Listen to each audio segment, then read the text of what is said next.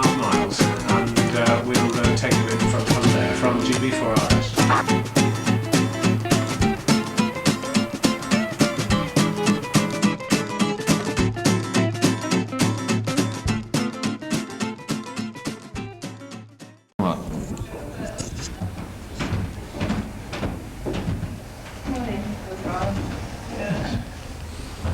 Oh, good morning. Hello. Thank you very much. Yes, nice to be here. Hello, Dave. Nice to see you too. Congratulations. Thank you very much, Dave. Welcome to the season, too. Thank you. And thanks for the Chester Society for all they're doing for us. Oh, you're welcome, Basil. It's a real pleasure for us. I don't know what I've done to deserve it.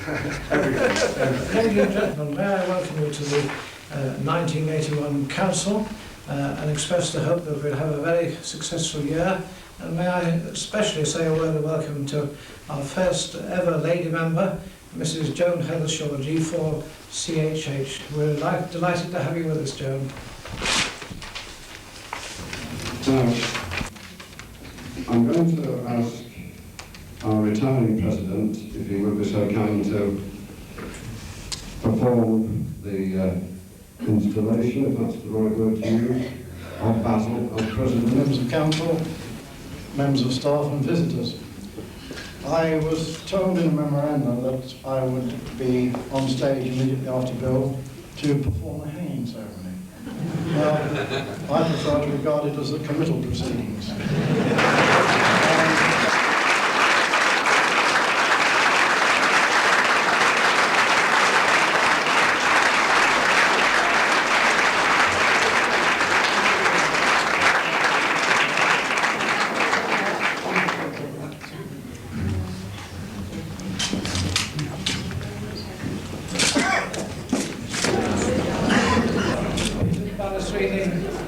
Ladies and gentlemen, this is Golf 2 Alpha, Mike Victor, appearing for the defence.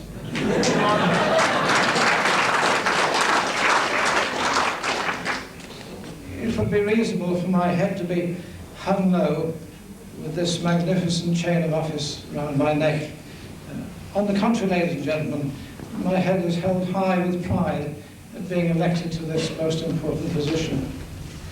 Members of Council, most of whom are here this evening, do not need to be told that it is no sinecure.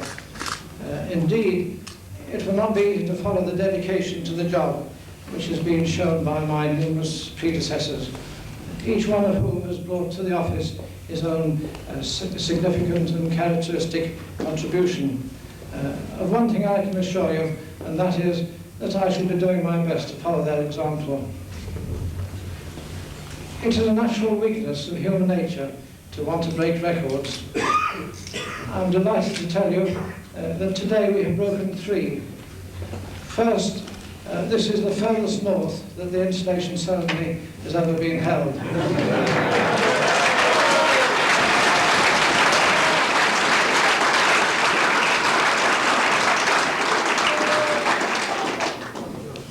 Secondly, this afternoon I drove the first council meeting ever to have a lady member. And I would like to introduce to you, ladies and gentlemen, Mrs. Joan Heathershaw, who I think is in the audience somewhere. Joan, could you make yourself known, please? Go on.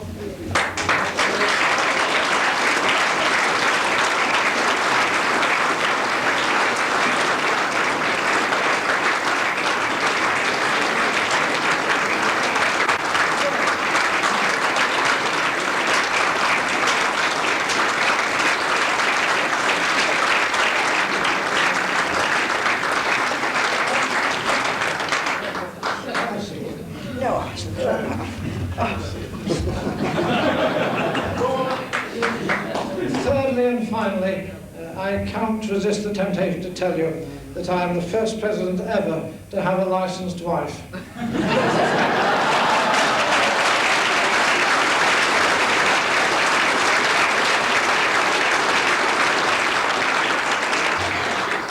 I must record the fact that Eileen has loyally supported me all through my amateur radio activities, even to the extent of cooking on field day.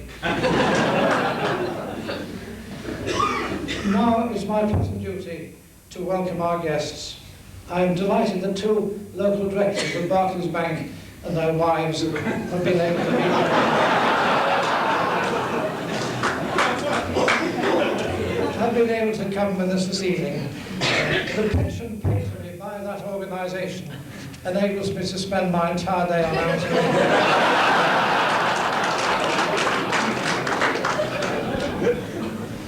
It gives me very much pleasure indeed to welcome representatives of the Home Office and at the same time to express to them our appreciation of the very considerable cooperation that we have from that department.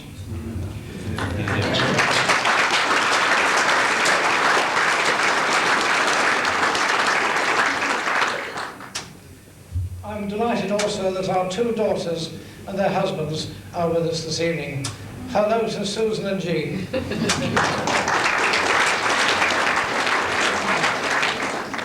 May I also welcome members of the press.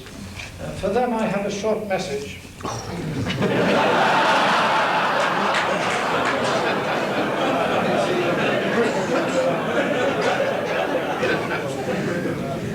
And after 3 hours of television camera work, this is easy. And this is my message to the press. Although we have learned somewhat reluctantly to live with the word ham, we do ask you, however, not to confuse licensed amateur radio with citizens' band operation.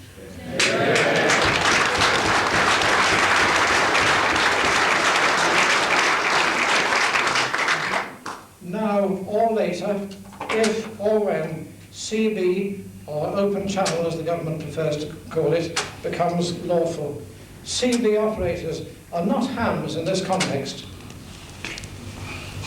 May I take the opportunity to thank volunteers from the Wirral Amateur Radio Society, the Wirral District Radio Club, and especially the Chester District Radio Society, many of whom are working hard to make this evening a success. This event has come in with some good-natured leg pulling, at least I hope it's good-natured. Many of my local friends are referring to it as my enthronement or even coronation. At Society headquarters, it is being referred to most irreverently as Basil's disco.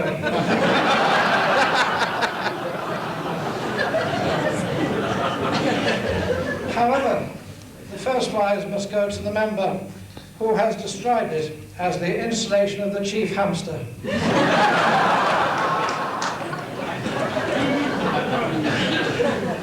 Finally, ladies and gentlemen, thank you for coming. We do hope you have an enjoyable evening.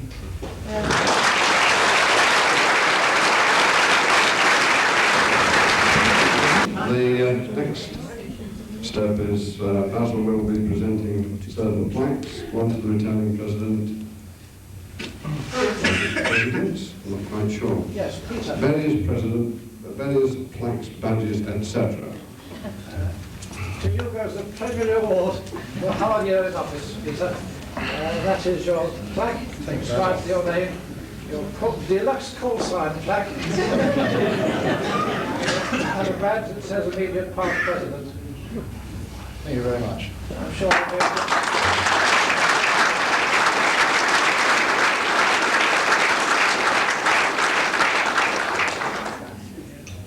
John Basley. Where is John Basley? He's here, sir. I can't see a thing in these lights.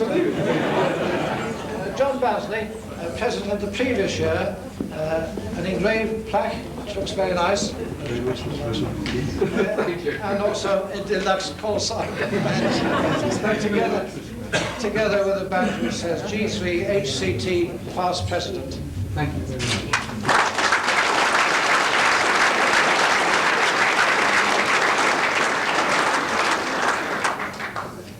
Yes, thank you.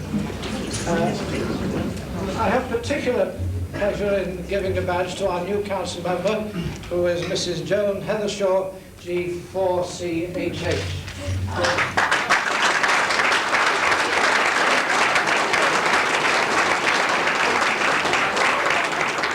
I said she always wanted one of those. And also newly elected, can you hear me? Also newly elected this year, after being co-opted on council, is Keith Fisher, G3WSM. Is Keith anyone near the microphone? Okay.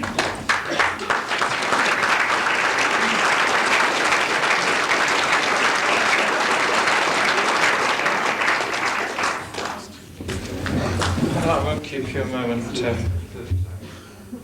We've got something for Basil, who also happens to have been president for the last several years of the UK FM group Western. If you haven't heard of that, we won't tell you what it is, but he was a very brave man to allow himself, in his position in the RSGB, to become president of that organisation. Basil told me yesterday about his TV appearance, and at that time he hadn't managed to secure arrangements for a videotape recording. I believe one or two people have done them for him, but two of our members who happen to be connected with the BBC just happened to take a copy of the BBC's telecine this afternoon. And it's come straight off the 16mm film, so we hope Basil will find it's reasonably hi-fi. And they've also managed to get hold of Stuart Hall's copy of the script. I don't know whether Basil's seen it, but he'll obviously know what's inside it. And on the last page, there was something that particularly amused me and might appeal to the XYLs. It says, "Q to kitchen," and words inside, there's radio equipment everywhere, even in the kitchen. And my wife will probably have a wry smile. Anyway, from the UK FM group Western and from G3UYG and G3ZBZ, that's Jerry Clegg and Bert Cross in particular, happy viewing, Basil.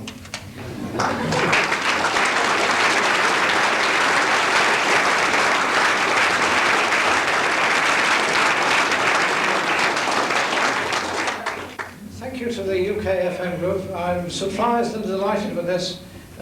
You couldn't have given me anything I wanted more. I had a sleepless night, having been warned that the BBC television were coming the next afternoon. They spent 3 hours at my QTH. I didn't think much of me. I thought my wife wasn't bad. I thought there was some... much of bad anyway.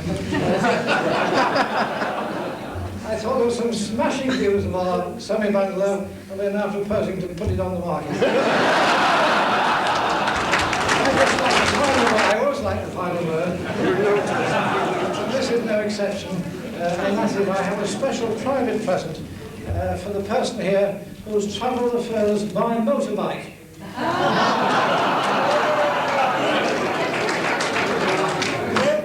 Where is he? Where is our membership services officer? G3ZN9, please. It's very good looking.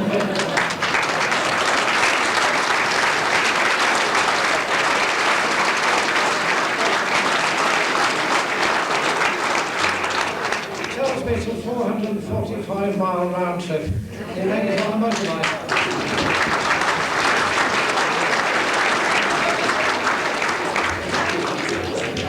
Well, ladies and gentlemen, that's your lot, as they say. Perhaps these wretched lights can be turned out underneath as well. Can't see a thing. Finally, quick word, thank you all very much for coming, for supporting Basil. I almost said in his hour of need, but supporting Basil on this particular occasion. It's a true and historic event. Thank you again.